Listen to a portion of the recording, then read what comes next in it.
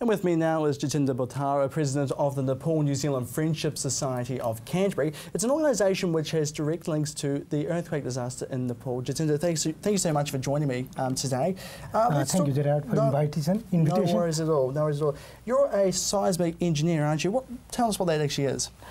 Seismic engineering is basically the work I do. I'm basically a structural and seismic engineer, but more focused and more specialized on seismic issues, building construction, how a building can be constructed, so it has enough resilience to survive an earthquake. Right. So that's what I do, in summary. Yes. Okay. It's one of the worst earthquakes Nepal has seen in 80 years. Yes.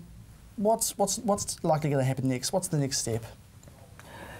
This is a disaster. This is a highly hazard zone seismically.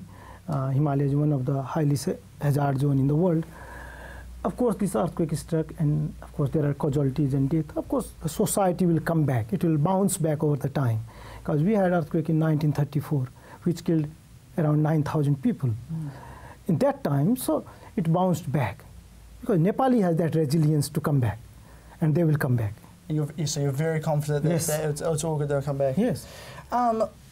What's the difference between the Nepal earthquake and obviously here in Canterbury we've experienced one too? What are some of the differences between the two? Canterbury is the major earthquake that caused major disaster here in Canterbury was February earthquake.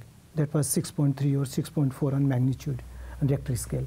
Whereas the current Nepal earthquake is around 7.8 on magnitude scale. So it is not only 1.4 times bigger earthquake. It's a hundreds of times bigger earthquake.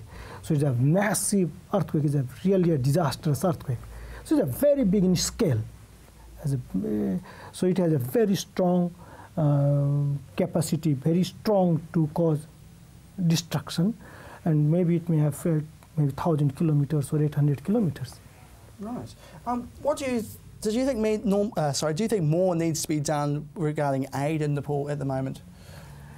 I think aid alone is not a solution to me, if you ask me. Yes, at this moment we need more support. It is not only aid money, but the heart is so, and how people can come back. For example, the time after 2 months' time, reconstruction has to start. People will start repairing their buildings and strengthening things. That time, New Zealand could be one of the very good resource, because New Zealand is one of the leading countries in seismic engineering. So that's when New Zealand can contribute a lot. And then there is a legacy. Building standards for Nepal were developed by support of New Zealand. So it is time to, and that could not be implemented that time fully as we thought, but it is now we can develop it as a case. So of course, there are opportunities also. We lost our heritage. Our identity, because of the temples and big palaces have gone. Absolutely. So it is time to recover them, build them with a better technology. Absolutely. And you're heading over to Nepal now too, aren't you? What are you wanting to achieve when you're over there? The first goal is, of course, my family is there, but I'll be staying in the disaster area more. And first my task is to understand where the gaps are, how we can help them.